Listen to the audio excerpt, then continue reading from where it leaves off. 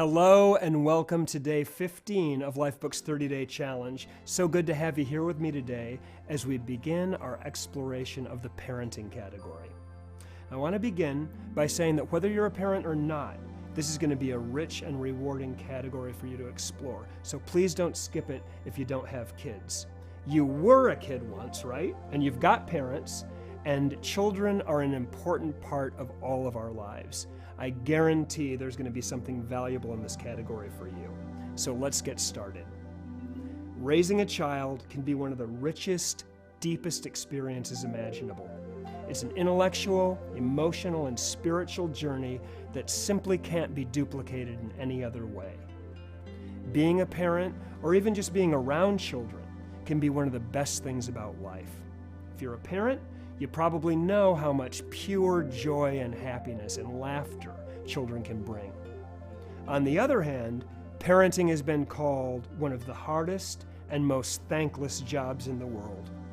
Raising children can involve incredibly difficult and sometimes painful circumstances.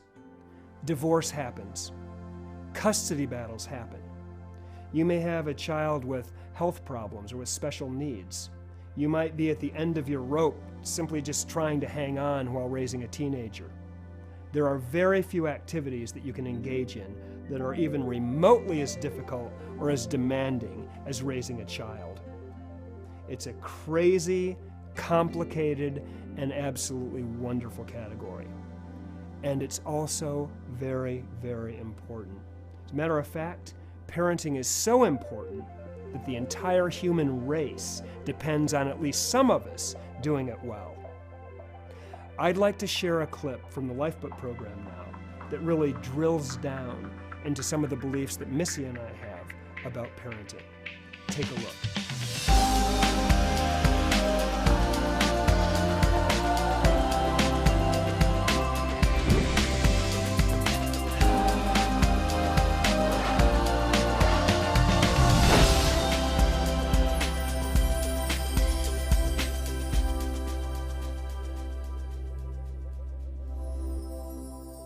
Being a parent is an awesome responsibility. The life of another human being is in your hands. When the process begins, they're totally dependent on you. They can't walk, they can't talk, they can't hold their heads up. If you left them alone for 48 hours, they wouldn't survive. As they get older, they look to you for everything important: their food, their shelter, their clothing. As they develop, they look to you for values, for morals, for a sense of life.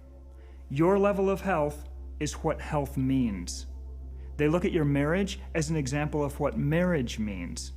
Your career is what career means. As a parent, you're under a microscope.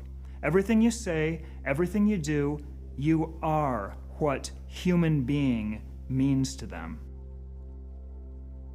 So what is being a parent all about? What does it entail? What are your beliefs in this area? Fundamentally, Missy and I believe that our job as parents is to raise independent, healthy, happy, courageous children. We believe that this entails three things. In order to raise kids like that, we've got to set a good example. We've got to create a safe, sane, loving environment. And we've got to teach our children what they need to know to navigate through life. Let's take a closer look at these three beliefs. First, we believe that it's up to us to set a good example. Now, everyone knows that we've got to set a good example. People are immune to this phrase. Please try to understand this. You are your child's world. You're all they see. You are the example of what being a human being is all about. You're the provider. You're the caregiver. You are everything. They want to be you. If you smoke, you're giving them permission to smoke. If you're overweight, doesn't matter what you say about sugar or junk food being unhealthy, you're giving them permission to be unhealthy every day. If you're a courageous person, a person who steps up to life, someone who's not afraid to set goals and go after them, you give your child permission to be courageous. If you have a fantastic relationship with your spouse, you're showing them every day what a proper relationship looks like. Put yourself in their little shoes for a second. They look up to you. You are their world. The most important responsibility we have as parents is to live great lives and be great people. The best education a kid can ever have is to see their parents living a happy, successful, stable, fulfilling life. It's not what we say, it's who we are as people that will affect our children's lives. So all the life book categories are important here. The most important thing you can do is to really get into your life book and get all those categories in line. And our second belief, it's up to us to create a safe, sane, loving environment in which our children can really thrive. The most critical factor in a child's development is safety. Physical, psychological, emotional, intellectual safety. Their physical safety is first and foremost, keeping them from getting hurt, keeping them out of danger, making sure they have proper food, clothing, and shelter. Then comes psychological safety. Children need the experience of living in a rational universe, a world in which facts are treated as facts, truth is respected, question asking is valued and not punished, an environment in which a child's desire to understand is honored and nurtured. And you know what? That's a world that too many parents fail to provide. The danger to a child confronted with adult irrationality is that they'll surrender the will to understand, the will to make sense out of the experience. The child may give up on the belief that thinking is worthwhile. And if they do that, it's game over. They're not going to turn into healthy, happy, independent people. You protect them psychologically by behaving rationally. And third, Missy and I truly believe that it's up to us to teach our children what they need to know. If you have parenting values that even remotely resemble ours, you need to know this. The government cannot teach our kids what they need to be successful humans. It's up to us. It's up to us to define what they need to know and to teach it to them, because it's just not going to happen in school. School's important.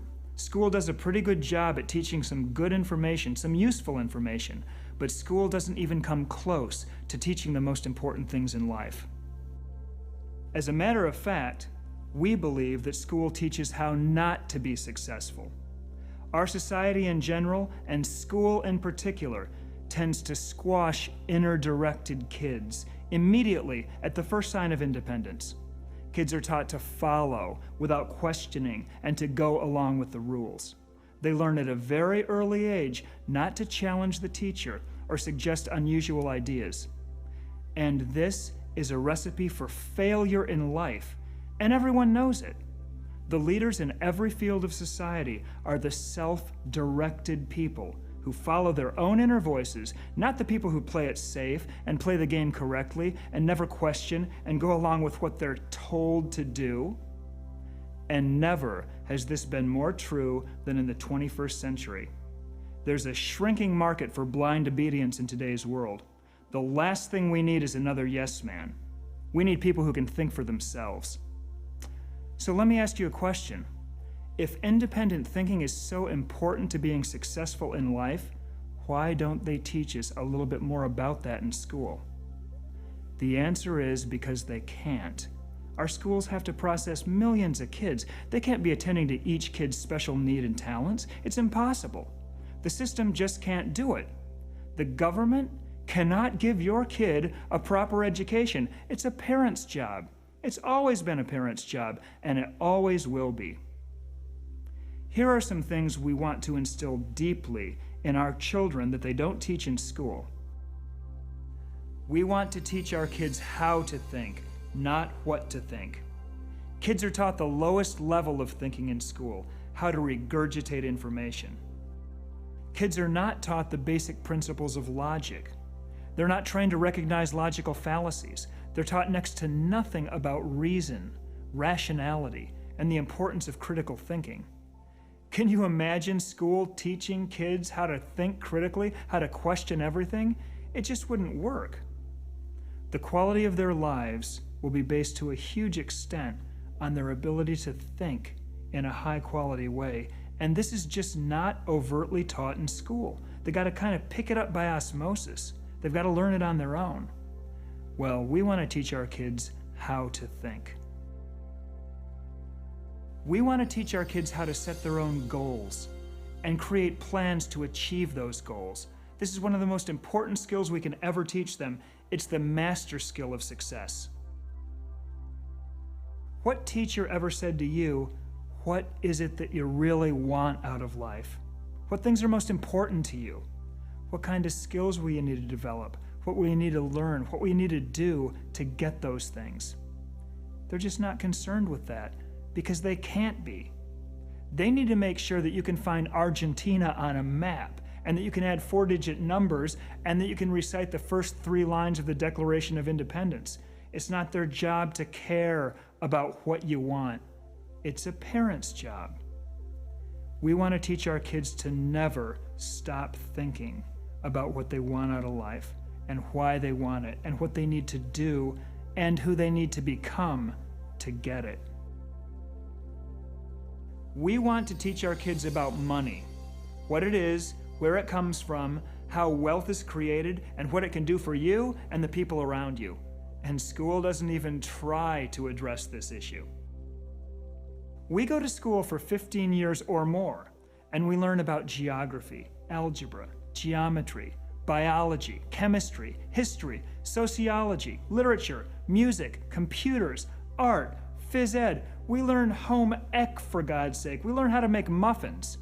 And then we graduate, and we spend the majority of our waking hours just about every day for the rest of our lives trying to make money, a subject we've learned absolutely nothing about in school. I'm going to say that again because it's so bizarre and it's so unbelievable. We go to school for almost 2 decades and we learn about everything but money, and then we graduate and we spend the rest of our lives trying to make money. We're going to look at this craziness when we dive into career and finances. If we don't teach our kids about the creation of wealth, no one will. You can be sure of that. We want to implant the fundamentals firmly in their brains so that they'll have the opportunity to be financially successful and have abundance in their lives. We want to teach our children about the world through travel. It's one of the most important ways that Missy and I educate our kids. We believe that traveling is one of the best experiences a kid can have. It just yanks them right out of their little world, right off of their Nintendo game, and it expands their concept of life on Earth. The rest of the world is not America. If you want to get really thankful for what you have, spend some time in a few third world countries. We want our kids to see that. We want our kids to know that. And most importantly, we want to teach our kids how to live a great life. What does a good relationship look like? What's physical health all about? How do they find the career that's perfect for them? How do they create financial abundance in their life? What's required for their spiritual, their emotional, and their intellectual fulfillment? All the Lifebook categories. And again, it's our example that they're going to learn from, more than anything we can say. They look at our lives, the lives we live, as an example of what's proper to a man and a woman. We want them to live great lives.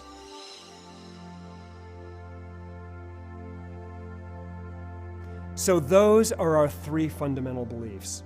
As parents, we've got to set a good example for our children, create a safe, sane, loving environment for our children, and we've got to teach them what they need to know to have great lives. And we've defined what that is to us. Now, there are as many parenting styles as there are parents. You know, it's kind of a cliche. You raise your kid the way you want, don't tell me how to raise mine. And I'm not doing that. I'd never do that. I don't believe in it. Missy and I have defined deeply what being a parent means to us. And if you're interested in living the Lifebook lifestyle, you need to do the same thing. This is an amazing, challenging, very exciting process that yields great results. Tomorrow, we're going to go deeper into this wild, wonderful category. And until then, have a fantastic day, and I'll see you tomorrow as we continue our exploration of parenting together.